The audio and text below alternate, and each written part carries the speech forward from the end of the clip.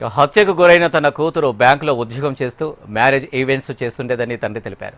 చిలాకీగా ఉండే అమ్మాయి అని, ఎటువంటి ప్రేమ వ్యవహారాలు లేవని ఆవేదన వ్యక్తం చేశారు. నిన్న ఉదయం ఇంట్లో నుంచి వెళ్లిన తన కూతురు ఇలా విగత జీవిగా అవుతుందని అనుకోలేదంటూ మౌనిక తండ్రి రోధించాడు.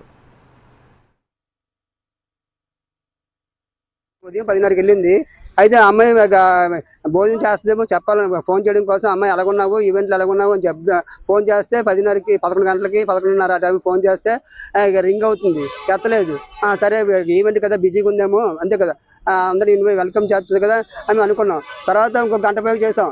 కూతురు అంటే ఎందుకంటే నాకు ఇష్టం, ఎవరైనా అంతే, మా తల్లి కూడా. అయితే దాంతో ఫోన్ చేసి స్విచ్ ఆఫ్ ఉంది. స్విచ్ ఆఫ్ అయితే మాకు గాబరా పోయింది, ఏంటి ఎప్పుడు స్విచ్. అయితే మరి కొంతసేపు ఆలోచించాను. అయితే ఛార్జింగ్ అయిపోయిందేమో, ఇందాక ఫోన్ లిఫ్ట్ చేయలేదు, ఛార్జింగ్ అనుకుంటున్నాను.